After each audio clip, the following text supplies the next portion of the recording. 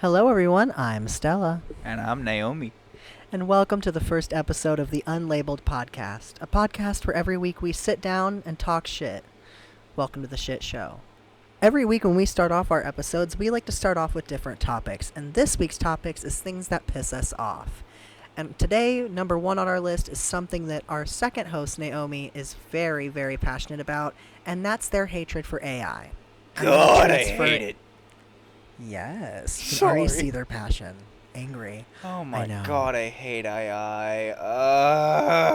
And they're going to explain their reasonings.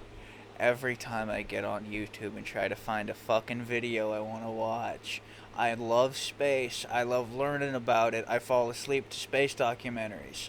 Every single one of them I find has an AI generated voice and script, and it's all wrong, and it drives me nuts. The voices are so annoying. How do people listen to it?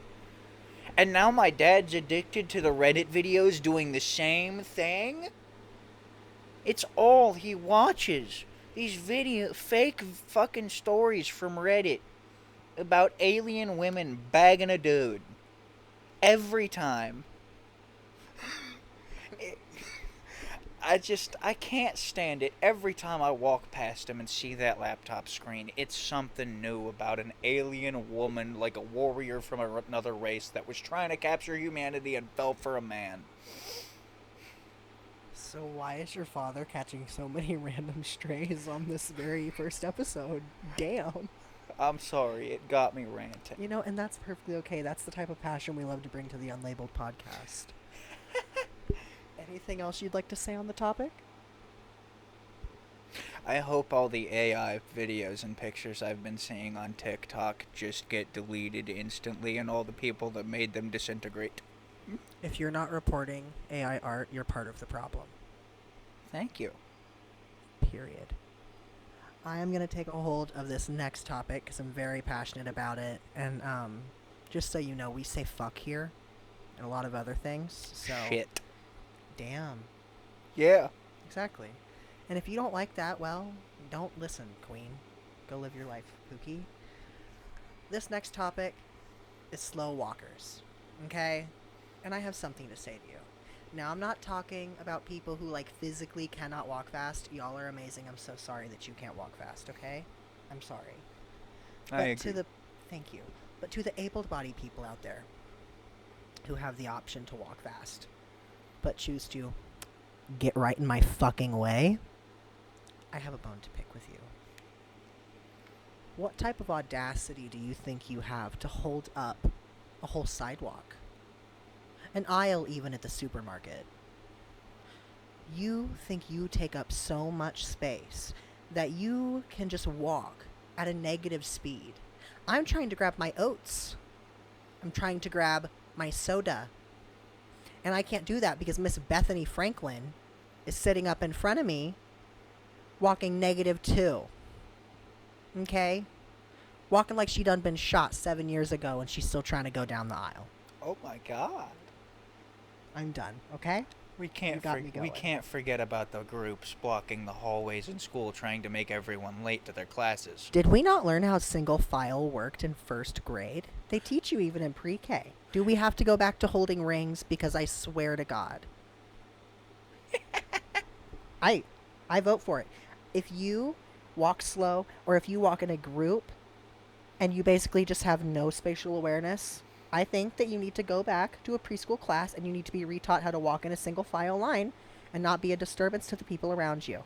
If there are 5 of you walking side by side at the pace of a snail, there's a problem, and you are the problem. You The need to whole change and problem. grow as a person. And if you don't, that's sad. Y'all want to hear about YouTube ads? Have y'all tried using a YouTube on a TV lately, or a cable box, or even a console? I have. Yeah, there's a TV right over there that quit working a day ago. I know, but that's a battery issue and a laziness issue, not a YouTube console Yeah. issue. Thanks for the stray. It's awful when you've got a 3-minute video like a song and there's 8 ads in it, all 30 to 50 seconds long, and you can only skip 2 of them. What's the deal with that? Or don't get me started on the next button. Like, it's not even a full skip. Like, they're just edging the skip button. It's getting worse every month. And they've been trying to fight ad blockers for the past 3 years now. It's been just like a constant back and forth battle. uBlock Origin being the biggest ad blocker, every month it feels like an update comes out where if you've got that on, it stops your video. Now, I could be wrong because I'm an idiot, but with YouTube's ads usually going by location, is there any way that maybe using a VPN could lessen your chance of having these long ads, or are you just doomed to have them anyway? I have not tested this. I cannot say. I do not use VPNs. Somebody needs to test this and tell me in the comments because I love a good VPN. All the time. IPVanish, shout out IPVanish. It's kind of pricey, but if you pay for the year, I promise it is worth it. Hey, Proton VPN, that's free right there. That's free? You get some servers in the United States, Norway, and Japan for free. Nord, if y'all ever want, or any VPN company, if y'all ever want to sponsor us, Proton, please. we will shout you out. To everyone, to all of our 7 listeners out there, probably that live in Norway, we will still shout you out. Hello, Norway. Shout out, Norway. I love you guys. Y'all got good weed over there? Yeah, we're stoners. Get used to it. Oh, well, I'm looking at our podcast notes, and I see that our lovely host, Naomi, has added a topic that I didn't notice earlier, and that is tripping over cables. Would you like to give me some insight on your feelings? This is a personal issue as I have zero cable management, All and right. I never will. So I am going to... So on this podcast, whenever we do a blinker check, we're just going to call it watering the plants. So while our lovely host, Naomi, talks to you about this subject, I am going to go water some plants for a few seconds. Thank you. I love gardening. Keeps me healthy. We live Keeps in a me legal state. alive. Legal state, I promise. I promise. You gotta believe me because I said it. Oh no. Just go on. I've been reduced to atoms. You're talking about your cable management and I'm tripping over sorry, cables. my brain was gone. We love being scatterbrained Tripping here. over cables. Yes, this is a personal issue. No cable management will ever be done in a house I live in. I'm sorry, any future roommates.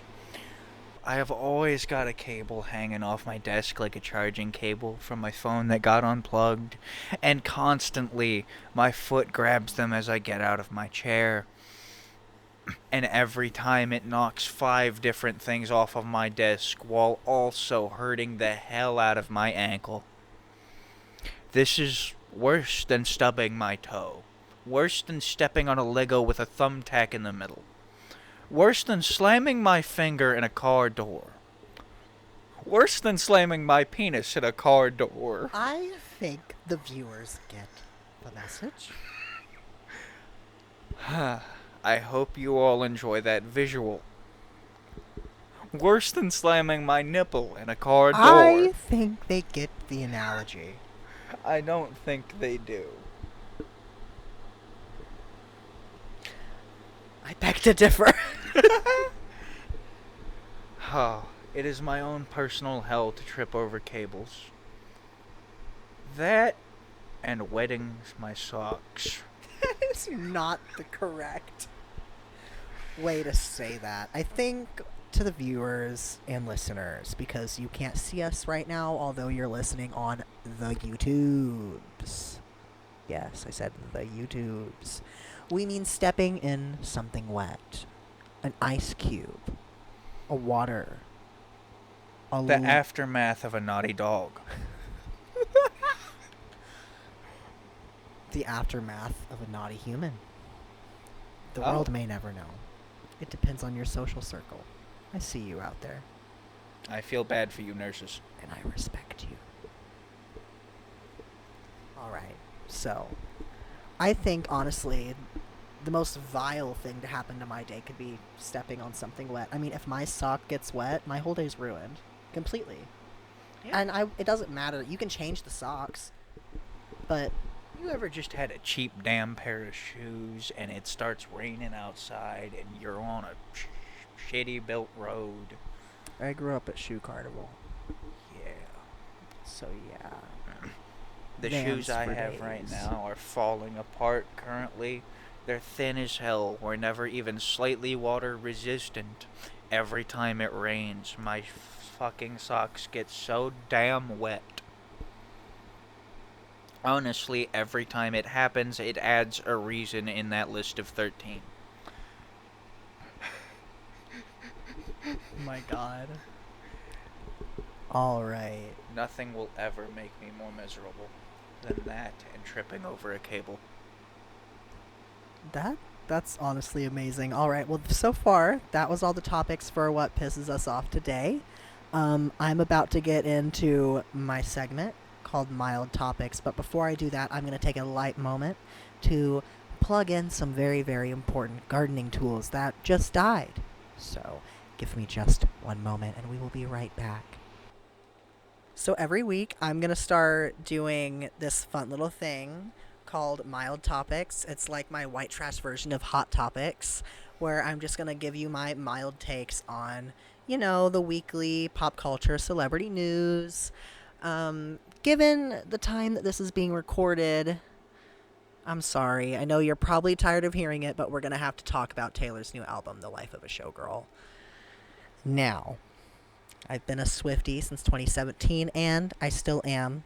The card of Swiftie has not been eliminated from me yet. I still have some hope in my heart because every artist has their moment, and you can't be on top forever, and the pendulum always has to swing back. And I think that right now she is having that moment where I think she was feeding probably off of this praise of constantly basically pushing out albums, and yeah, they were great albums, but I think even as great of an artist as she is, you can only do that so many times before your ideas dry up a bit. I mean, she's supposedly, writing all this music about her life. Well, I mean, if you're shoving music out like a clown car, you're not living much life in that meantime. So what are you writing about? And that brings us to the content of this album. And it's underwhelming writing.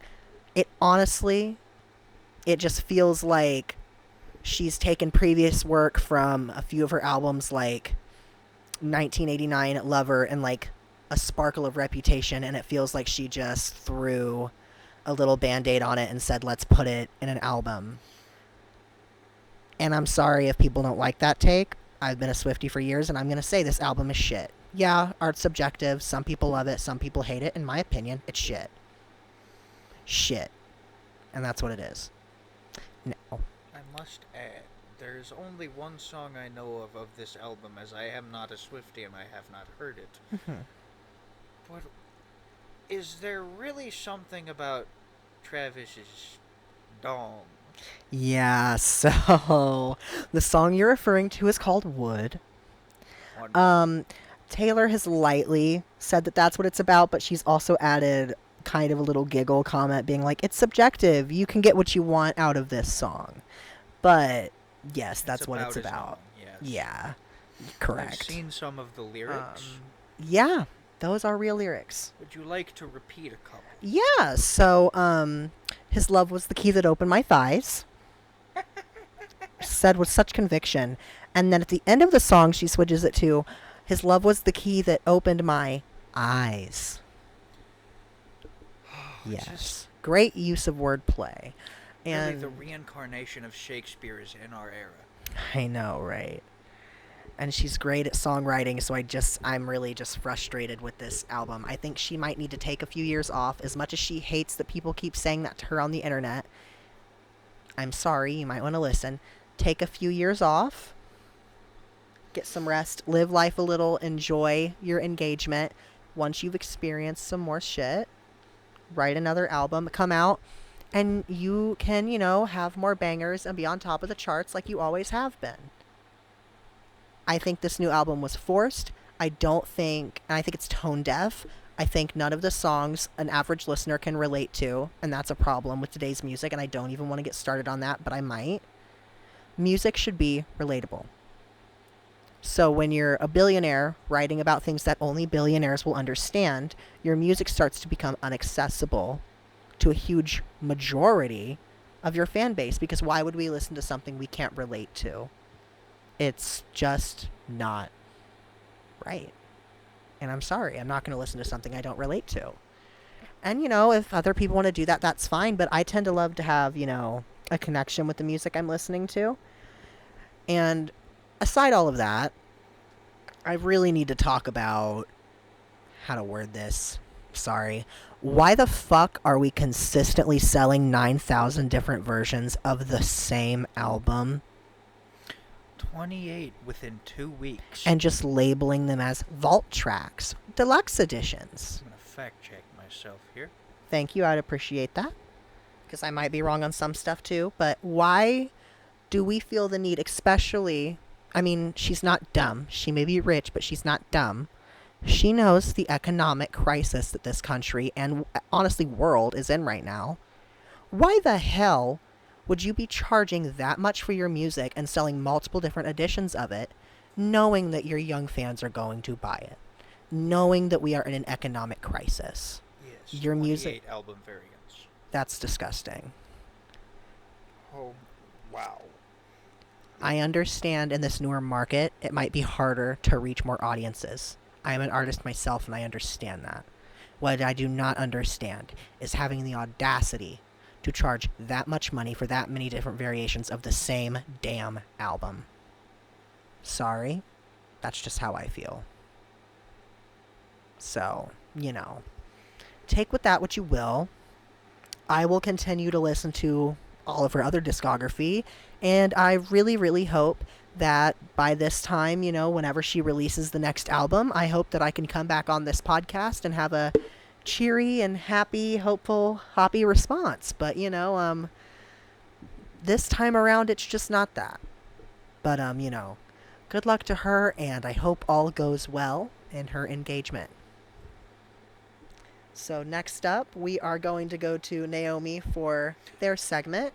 I'm going to let them explain to you guys what that is, and they're just going to go off with teaching you some stuff today. Alright, so welcome to the Stoning Hour. You should know what that means. I do. Yes. If you don't know what that means, respectfully, you don't need to be listening to us. Period. Now, first, I want to talk about how to keep your tolerance down while still getting down like Snoop Dogg. Taking a hit now. Now, of course, there is no way to be happy like that 24/7. It's impossible. But you can still do it every day. And also, there's no reason to ever take a tolerance break. They're scams. Literally just slow down your use. If you're taking like 20 bong rips a day, take it down to 15 that week, then take it down to 10 the next. You will start feeling higher within at least 3 days. Yeah, cutting yourself cold turkey, just like any other thing you could be doing, can and will make you sick very fast, and that is something you should definitely be careful of. Never cut yourself off cold turkey. Even with something like weed, because you are going to be miserable. A dependency is a dependency. That lovely bang was my wonderful Siamese cat deciding to launch off of the couch. That scared the life out of me. I thought my soul was going upwards. I think my leg might be bleeding, but we will deal with that later. Wow, that really took me off track. Well, I will put you right back on. We were talking about how quitting cold turkey can make you sick. And tolerance breaks. I have been through this many times, as there was a while where this became a real problem for me. I was starting to do it 24/7, and it had gotten to the point that it took me a 1 gram bag of fun stuff to get me feeling anything. Jesus. I'm talking about full strength, legal states shit. Yeah, you can cuss on here. Yeah. It got to be such a problem. I went through 3 bags of gummies in a day. $20 bags. Just 1 gram bags. It was. I will never get to that point again. I took a month off immediately after that, and it was the worst month of my life. Genuinely. I could not eat for the first week. I could not sleep, and I already have insomnia. And I was having panic attacks every other day. Just to add to that note on insomnia, I just want the viewers and listeners to know that the current time at this very moment is 2:51 a.m. Yes. I just wanted to add that for context. Insomnia is why I started taking the stuff. Same. And body pain for medical reasons for me. Teehee. I should add, if you're taking bong rips or dab rips, and you're not using isopropyl at least every other day in that glass, I do not expect you to last to the next year. Maybe not even the next season. Anything under 70% isopropyl is not going to work. 70 and above. Personally, I use 91%, but that is because it's the only thing I could access. I prefer that. Unfortunately, I only have 70, so for the folks that have 70%, I do want you to know it does work just as good. You just have to use a little bit more and let it soak for a little bit longer. For a bong, if you want to clean it, same as a dab rig, all you need to do is just fill it with some alcohol, drop some regular table salt in there, just a couple dashes, shake, put your hand on the hole or over the holes and just shake it up for a bit and then leave it there for a couple hours. Pour it out, rinse it out with some water, you'll be good to go. And even if you just want to clean the bowl, just take some Q-tips that are soaked in isopropyl. Yeah.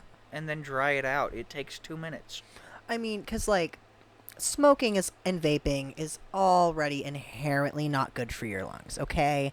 So if you're going to be doing this thing that's already not good for your lungs, you might as well just clean the tools you're using. That way that you're kind of just lessening your chance of the lung damage because you're already risking it in the first place. So it's always good to take those extra safety precautions. Also, if you are not changing out the water in your bong every time you use it, and we mean every, you are growing mold in your lungs. It only takes 2 hours of resin-filled water to start growing actual mold. And I've learned this because I've ruined a bong by not changing out the water for a week. I would also love to add, even though a lot of people advertise this, if you have any sort of asthma issues, I do not recommend using distilled water. Bottled water or sink water is just fine. Distilled made me cough so fucking bad I almost shit myself. So if you're not into that type of treatment, don't use distilled. I'm not a doctor. I'm just giving my real experience. It was a real shitty one, too. Indeed. Is there anything else you have on this lovely topic? No. And that was the Stoning Hour with Naomi. Alrighty, so I hope everyone is enjoying the podcast so far. I just want to take some time to explain a little bit more about what we plan to do with this podcast, a bit of the upload schedule, platforms you can find us on, stuff around that nature. So to start out, you're only going to be able to find us on YouTube. That's about it. Maybe Twitter, we'll figure it out. We're not going to be on most podcasting platforms for about a month or two, unless we can get some lovely donations from viewers. I'm asking the viewers. Thank you. We will put information in the description on how to do that. Thank you. Anyways, upload-wise, plan is to upload every Friday. Whether that fully happens, I don't know, but we're always hanging out, so you know, how hard is it to put a microphone in front of our faces and just record the things that we are already doing? And I know that's what every podcast duo says, and it's corny and cringy, but I just said it. I'm cringe and I'm free. So, hang out with us every Friday. And if you don't, you can't sit with us. Okay? Alright. So. You got that, Susan? Yeah, I hear you, Susan. In fucking Norway. Come on, Susan from Norway. Fight me, Susan. Anyways. What? Why did we just randomly decide that Norway was who That we were was all targeting you. today? Don't tell the viewers. They'll cancel me. I'm sorry, Norwegians. I promise I don't have a Twitter, so you guys can't find any tweets. I literally don't. I do not have an internet history. This is our first digital footprint. So, No one will know about the gaming YouTube channel. hello and welcome. If you guys ever have any fun topics of what you think we should talk about, send them in. If there's ever any fun celebrities, like pop culture stuff you want to talk about, our email will be in the description, and you can either comment below or send them through there. It is a Gmail, if that matters to you. So, that's all I have for that. You know, it's been great talking to you guys tonight. Do you have any other topics you'd like to talk about? The first time you took too much weed. Which time? Like with The you first. or... The first. Oh, like in general? Yeah. I feel like Okay. we should both share our experiences. Oh my god, that's a good idea. So, the first time... She's already given me permission to use her name on a podcast. She's already told me, so I can. The first time... Oh, sorry, guys. I have a chihuahua, and he just laid down on my lap. And that was amazing. Anyways. So, I was with my friend Elise, and we were hitting her mom's pen. Totally, we were adults and everything was legal, yeah.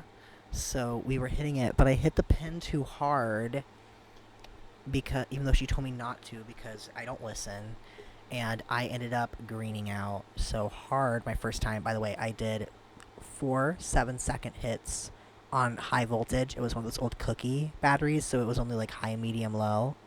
So Yeah. yeah, hot hit.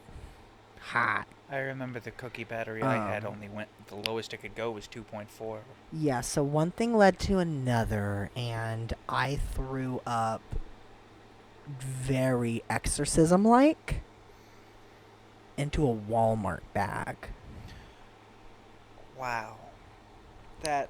I can't And the stand on whole that. time, mind you, you think a friend would be helping you, trying to be nice, right? No. That Do is you never want to the know case. what lovely Elise was doing? What? Sitting on FaceTime with 2 other friends that I had recently met that I was trying to get to know. And she's not hanging up. She's trying to carry on a conversation while I'm loudly exorcism, like, dying. Projectile vomiting? Yeah, into a Walmart bag.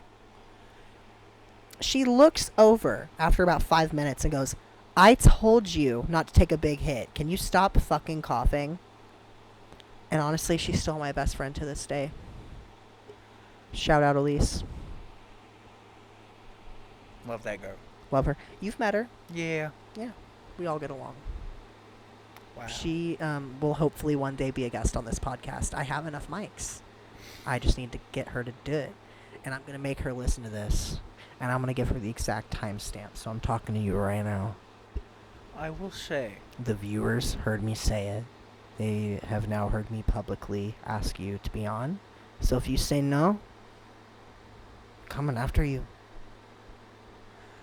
For context with my first green out story, I did not start smoking or vaping. I started with edibles, and this was the case for me for the first year I got high. And it was, I think, the third time I'd ever taken a gummy. The first jar I ever had. Now, this wasn't too bad. It was a little strong for a beginner, 25 milligrams. You know, most people take 10 to 15. But it was something I'd handled perfectly fine the last two times. Now, something I did not research or even think somewhat about this third high was whether I should take an energy drink beforehand. Oh. It was a dose I should have handled fine, but with this, and I was still drinking, some of you may know, G Fuel at the time. I haven't heard that one in a while. Yeah, they shut down recently. I don't believe they're producing any products anymore. But their products, I don't know of the other chemicals, but 300 milligrams in every can. I only did the cans. I drank the entire can. Within 10 minutes, I believe. And then I took the gummy. Mm. I have never been so anxious in my life, and I have an anxiety disorder stemming from severe ADHD. It's half the reason I take weed in the first place. So this was one of the most jarring experiences I've ever had. It felt like my heart was beating at 300 miles an hour. There was nothing I could do to calm it down. My entire body was shaking violently. It felt like my body was made of bouncing rubber bands. I don't know how else to explain it. So, at this time, did you already have a knowledge of what greening out was beforehand, or were you just like, "Why the hell am I feeling like this? Am I No. dying?" So I had an online friend I was talking to, and over video chat I'd seen them green out from too many hits off their pen, but it was nothing like the experience I had. I was still not prepared. They just got so tired they couldn't form a sentence and started throwing up all over their desk. I did not get sick whatsoever. I did have insanely intense nausea, and I wanted to vomit, but it was impossible. I could not get anything to come out. This lasted for probably 6 hours. I was so anxious, every single thought I had, I got anxious about. I got anxious about the anxiety and thought I was dying at some point. Yeah, I think the closest I've gotten to greening out was, yeah, when I threw up in that plastic bag. Other than that, I mean, luckily for me, I don't know why. I don't know if it's genetics, because my father's the same way. But I think after smoking for like a month, my tolerance just like skyrocketed, and I really haven't had an Yeah. issue. But that comes with its own cons again too, because then that means that I have to spend so much more money because I have to take so much more. It's really been a pain. Yeah. Now, there is one other experience I want to mention because it was far Mhm. worse. Oh, let's talk about it.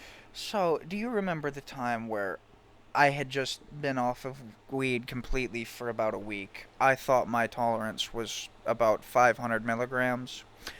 Now, that does not explain why I took 1,000. But in reality, I only needed about 100. Oh. I took this entire bag. I got pretty high. Now, I was walking home from Stella's house. Mhm. It's down the street. It's 4 houses. yes, it's a really easy walk, like maybe 2 minutes. It hit me as I shut the door of this house, and by the time I got to my door and started walking to my room, my legs were becoming harder and harder to use. It felt like they weighed about 1,000 pounds, and it got to a point as right when I got to my bed, I fell. I caught myself on my bed frame, but I still really hurt my legs. I think I remember this. I've told you about it. Yeah, I just have a shit memory. Yeah. Now, this on its own it freaked me out a bit, but it wasn't really anything worse than really not being able to get up. I was still laughing. My body was relaxed. I couldn't really feel the pain. I went to bed. I fell asleep immediately. I wake up. This was about maybe 11 p.m. Now, I wake up at about 5 a.m. I'm higher than I was by a lot. My dad is getting ready for work at this point. My mom's a third shifter and had the night off, so she was just awake, sitting in the kitchen doing something. They were both in the kitchen, and they all of a sudden hear me start just like fucking screaming like a maniac. Yeah, serial killer. Oh, I've heard this from your father's perspective. Yes. He's told me. Now, Shout out. at the time I was sleeping in the living room, we had some pretty, at the time, bad bug infestations in my room, and we had just gotten them cleaned out. Nothing was moved back yet, and so everyone heard everything. And oh my lord, I started feeling like, again, my heart rate was going insane. It actually was around 70. It never got higher than that, but was feeling my heart rate, as it's a habit I have when I'm anxious, and I genuinely counted, and it felt like it was going about 300 beats per minute. Christ. That's not something the heart can handle. No. And then I started once again feeling my body start shaking intensely. That anxiety didn't really come back, but I all of a sudden started feeling like almost like waves coming up my body. If any of you have had like a really intense shroom trip, you know what I'm talking about. It felt like a wave of energy going up and down my body. It was almost like being on a ship that's just in the waviest waters you've ever seen. You are the wave. Yeah. Insanely unpleasant. Every time it passed my stomach, I wanted to vomit, and I did end up doing this. At least once. I managed to roll over, so I didn't drown, obviously. Yeah, that's good. Asphyxiation would be the word. Yeah. Now there is one topic that I was thinking of during this that I would love your input on, because I've made the mistake many times. Just before we close this out, so I would like to discuss the difference between glass and silicone smoking utensils like bongs, pipes, and the importance of understanding the differences and why some might be better for different types of smokers, like, people with asthma versus people who don't have asthma. In my experience, silicone does better if you have asthma than glass. I have to add a note. I have just been surrounded by 2 black cats, and I am very happy about this. They are related. Just so you know, they're Herman my and cats. Fang. Yes, shout out Herman Fang. And Fang. Herman, as we call him in this house. Herman Miller. Oh. I'm sorry. I know you don't like the furniture brand. Start talking about Is that your actually shit. furniture? I'm not sure. I don't know. It might be clothing. We'll fact check it later when somebody yells at us. It is very confusing, I must say. But let's talk about silicone versus glass, and honestly, just tell the viewers what you prefer. I prefer glass every time. The only silicone bong I've ever had was the one you traded. Oh, because I hated it. Yeah, that Baby Yoda piece of garbage. Shit. It was a piece of shit. I'll say it with all my chest. Shit.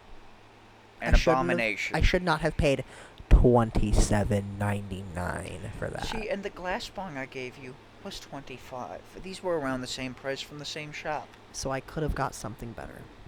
I totally erased my statement earlier about silicone being better. Glass wins. I've been changed. You had smoked some very awful stuff that I don't even believe was real.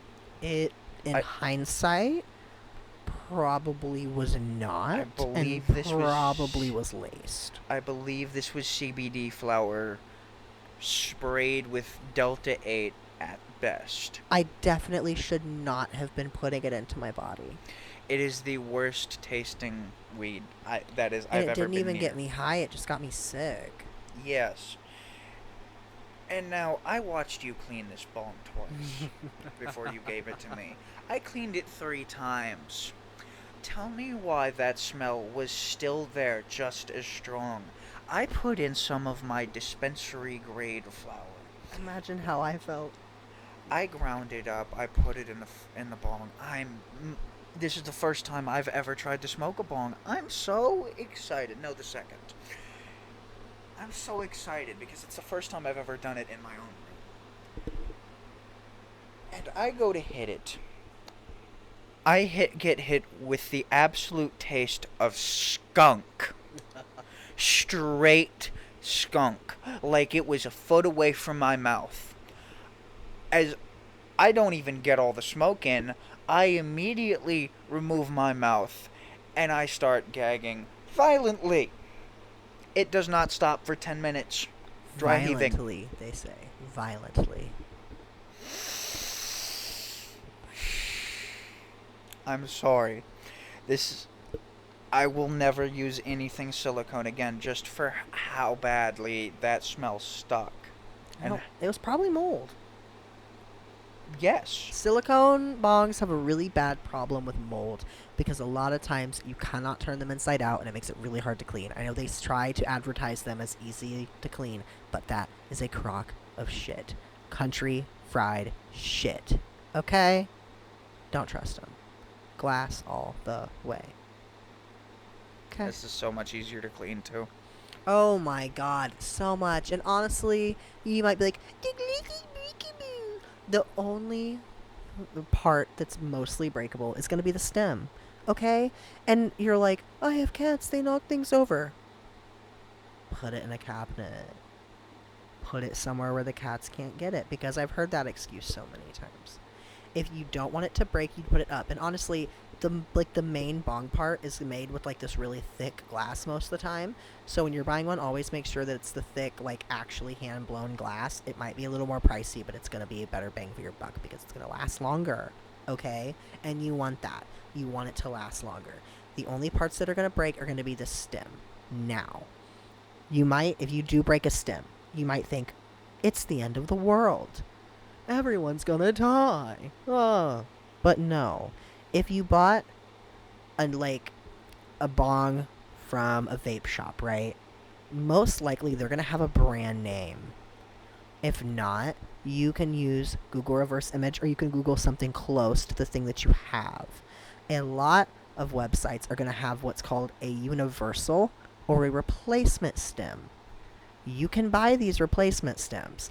You don't always have to buy a new bong, and the stems are going to be cheaper. It might be annoying because you might have to have them shipped, but if you really like your bong, or if you have one like I used to have that was 4 foot tall, I named her Stacy, you definitely don't want to have to go buy a whole new one. So, before you freak out, if you break your stem, just know there are websites that you could buy more from. Instead of just, buying a whole new fucking bong. Like a bozo. Back to Naomi. Fang, do you have anything to add? Don't pester my cat with your questions.